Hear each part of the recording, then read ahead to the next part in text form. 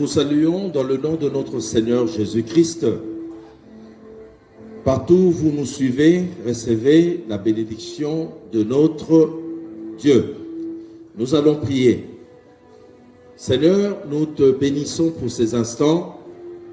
Notre prière est que Jésus, par notre truchement, tu communiques ta parole, que ta vie se répande au travers de ce message et que tu ouvres les yeux de quelqu'un, que tu guérisses un corps malade et que les écailles et les bouchons tombent, sortent des corps, que les chaînes se rompent maintenant au nom de Jésus.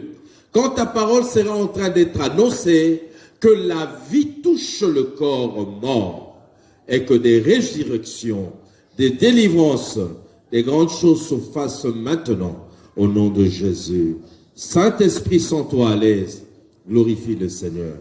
Au nom de Jésus, Amen. Aujourd'hui, notre thème est stipulé comme suite. Soumets-toi à Dieu et tu verras clair. Le texte de base que nous avons choisi, c'est dans Ésaïe 36, du 1er au 17e verset. Dans ce texte bien-aimé, vous comprendrez que faute de temps, nous ne pourrons pas faire toute la lecture de ces 17 versets. Nous ferons une lecture kangourou. Nous lirons le premier verset, nous lirons le 8e, nous lirons le 16e et le 17e verset. Ésaïe chapitre 36, verset 1er. Le 14e jour du roi Ézéchias, Sankérib, roi d'Assyrie, monta contre toutes les villes fortes de Juda et son emparra. Nous allons lire le verset 8. La Bible nous dit, « Maintenant, fais une convention avec mon maître, le roi d'Assyrie, et je te donnerai 2000 chevaux. Et si tu peux fournir des cavaliers pour les monter. » Le verset 16 et 17. « N'écoutez point Ézéchias, car ainsi parle le roi d'Assyrie. Faites la paix avec moi, rendez-vous à moi, et chacun de vous mangera de sa vigne et de son figuier, et chacun boira de l'eau de sa citerne, jusqu'à ce que je vienne et que je vous emmène dans un pays comme le vôtre, dans un pays de blé et de vin, un pays de pain et de vigne. » Bien-aimés, dans ce texte, il s'agit d'un récit qui nous parle de deux personnages. D'un côté, le peuple du royaume de Juda, dont le roi était en ce moment-là Ézéchias. Et de l'autre côté, le royaume d'Assyrie, dont le roi était Sankérib, avec son envoyé spécial, Rabchaké. C'est Rabchaké qui avait été envoyé par Sankérib à Juda pour aller transmettre son message. Sankérib, le roi d'Assyrie, voulait soumettre tout Juda à son pouvoir, à son autorité. Pour ce faire, il lui fait 3 promesses. Bien que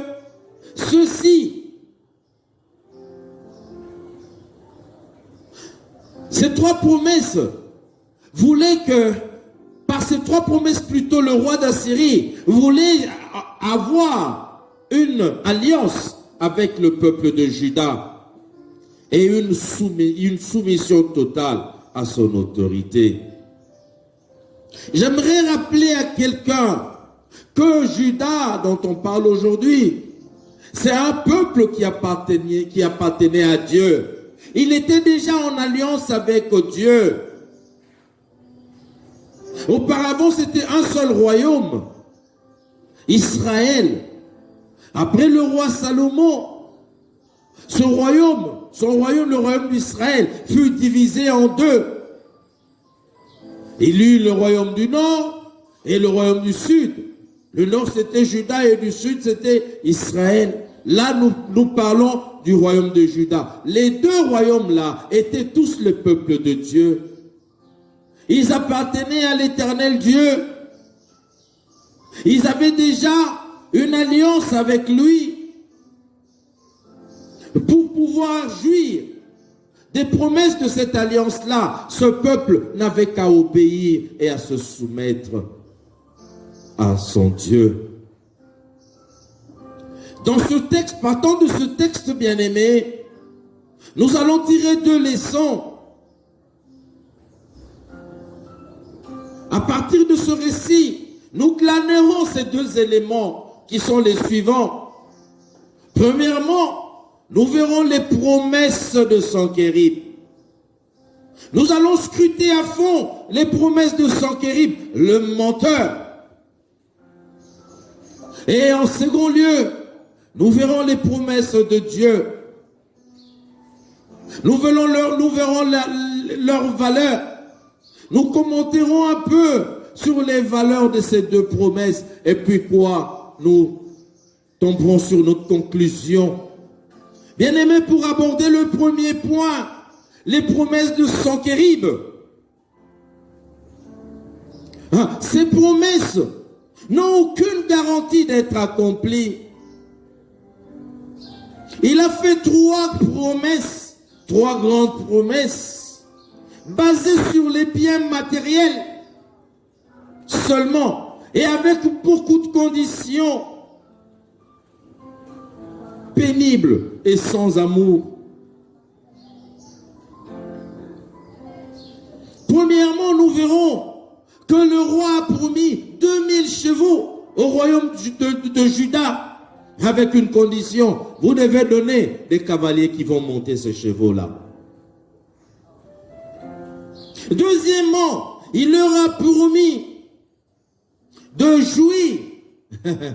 Vous savez, les habitants de Juda cultivaient leurs vignes et leurs figues, leurs figuiers aussi. Ils avaient leurs plantations et autres chez eux. Mais ce roi-là leur interdisait la jouissance des fruits, des revenus, de leur propre travail. C'est pareil pour toi. Le fait que tu écoutes le diable, il te prive de jouissance de tes propres efforts. Toi, tu vas travailler, tu trimes, tu travailles dur, mais il te prive de pouvoir jouir de ton revenu, ton propre salaire, tes propres enfants. Il leur a promis, il dit: je vous permettrai de jouir de vos vignes et de vos figues, ainsi que de vos eaux. Vos sources d'eau, vous allez les boire librement. J'aimerais vous dire, en parlant de l'eau, le diable n'est pas gentil. Il prive même à certaines personnes la consommation de l'eau. L'eau là que tu vois. J'ai connu une personne qui ne buvait pas l'eau. Le diable peut te priver la jouissance des choses qui te reviennent de droit. Tes enfants sont à toi, tu dois en jouir. Les revenus de ton travail, tu dois en jouir. Mais si tu n'obéis pas à Dieu, si tu ne te soumets pas à Dieu, tu ne jouiras pas de cela, bien-aimé. Tu ne verras pas clair. Le diable leur a promis, deuxièmement, de leur permettre de jouir de ce qui leur appartenait. C'est ce que l'ennemi fait. Il te prive de jouissance. La troisième promesse, il leur a promis qu'il les emmènerait dans un pays comme celui que Dieu leur a donné. Oh! Comme mensonge total. Et dans ce pays-là, il leur dit qu'ils auront du vin et du pain. Encore une fois, produit de leurs propres efforts. Tandis que Dieu a promis un pays où coule. Ça coule. C'est pas toi qui produis cela. Ça coule. le lait et le miel. Sanchérib avait fait des fausses promesses. Les promesses de Sanchérib n'avaient pas une valeur éternelle. Pareil à toi, l'ennemi te promet des choses. Il te montre de l'or, il te montre de l'argent, il te montre des maisons avec beaucoup de conditions pénibles. Pour cela, tu dois sacrifier une partie de ton corps. Pour cela, tu dois te vendre. Pour cela, tu dois avoir mangé des choses bizarres. Le diable n'est qu'un menteur. La Bible nous dit dans Jean 10, le voleur ne vient que pour dérober, égorger, et vous connaissez la suite. Notre deuxième point, les promesses de Dieu. Bien-aimés, les promesses de Dieu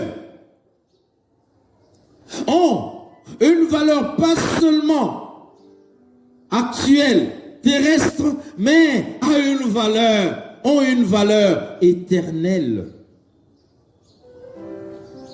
Les promesses que Dieu avait faites aux enfants d'Israël, c'était pour que, en partant d'ici, qu'ils reçoivent le salut éternel.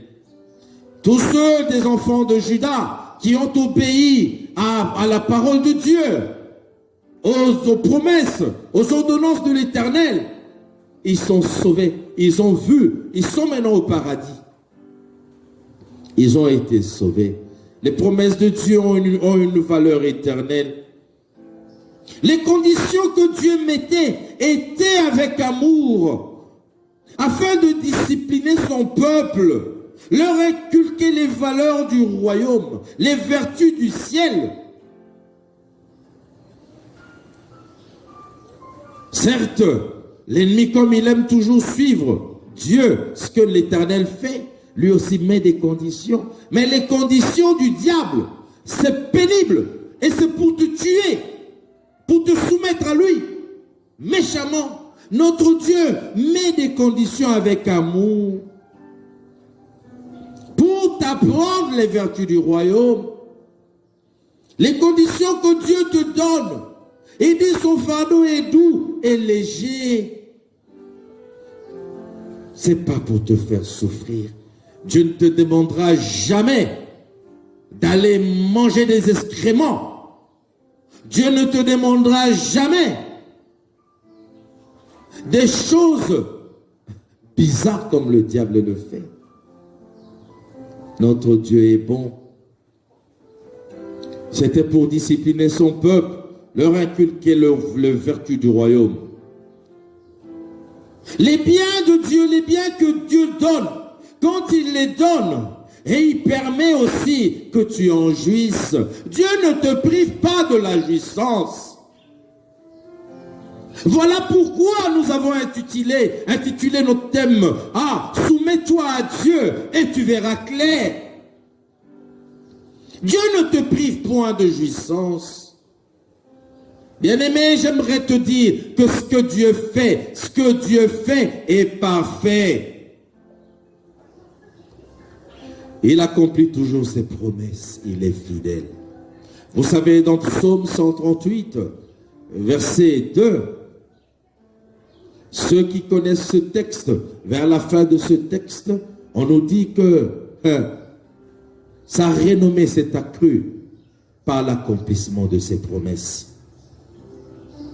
Pour conclure, bien-aimés,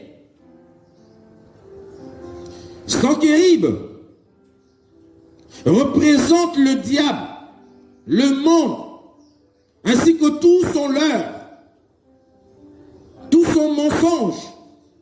Il te fait des promesses, il te séduit par son or, par ses chevaux, par son vin, par son pain, par ses belles femmes, par ses beaux gars. Ah, ne suis pas cela.